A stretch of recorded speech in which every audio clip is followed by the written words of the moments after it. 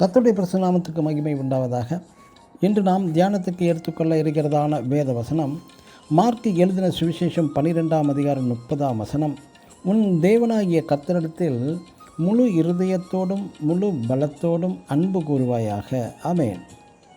மனிதனை நேசி, மனிதனை தாங்கு, ஒன்றுபட்டு நின்று மனித இனத்தை உயர்த்து. இதுவே மார்க்சிய சித்தாந்தத்தின் சாராம்சம், கொள்கையும் கூட. கேட்பதற்கு ஒரு சிறந்த ஒரு கோட்பாடு என்பதில் சந்தேகமே இல்லை.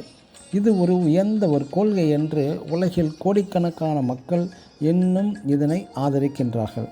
ஆனால் செயலளவில் இந்த உயர்ந்த கோட்பாடு சக்சஸ் ஆக முடியவில்லை. ஏன்?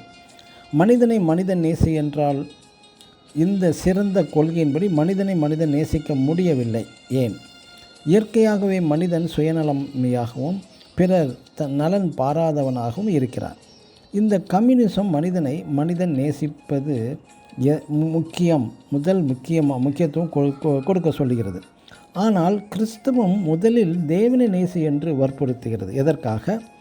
நம்மை படைத்த உருவாக்கின சிருஷ்டி நாயகரை மறந்துவிடாமல் நேசிக்க முக்கியத்துவம் கொடுத்தால்தான் பிற மனிதர்களையும் நேசிக்கும் அன்பின் ஆற்றலை உடைய மனிதனாக அவன் மாற முடிகிறது. தேவனை நேசிக்க முன் வரும் மனிதனின் இருதயம் தேவனைப் போல மாற்றிவிடுகின்றார் தேவன். தேவ அன்பை ருசிக்காதவன் இன்னொருவனை நேசிக்க முன்வர முடியாது. இதையே நம் இயேசு கிறிஸ்துவும் புதிய ஏற்பாட்டின் ஊழியத்தில் 2 பிரதான கற்பனையாகவும் தந்துவிட்டார். முதலாவது, கடவுளிடம் முழு விருப்பத்தோடும் முழு ஆத்துமாவோடும் இருதயத்தோடும் முழு மனதோடும் அன்பு கூறு என்பது தேவனை நேசித்து தேடு என்றும், அடுத்து உன்னை நேசிப்பது போல பிறனையும் நேசி என்று கற்பனைகளை சுருக்கி தந்துவிட்டார் இயேசு கிறிஸ்து. பிரியமான தேவனுடைய பிள்ளைகளே, தேவ அன்பினால் நிறைந்திருக்கும் ஒரு மனிதன் பிறரிடம் கசப்பான காரியம் காணப்பட்டாலும் கசப்பதற்கு பதிலாக தொடர்ந்து உங்களால் நேசிக்க இயலும். இதுவே தேவ உறவின் ஒரு இயல்பு. தேவனோடு அதிகமாக அன்பாக இருக்கும்போது உண்மையாகவே மற்ற மனிதரிடமும் நேசிக்கும் ஒரு அன்பின் ஆற்றல் தொடர்ந்துவிடும்.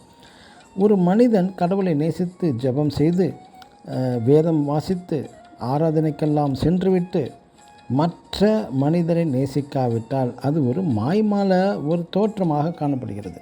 ஆமென். God bless you.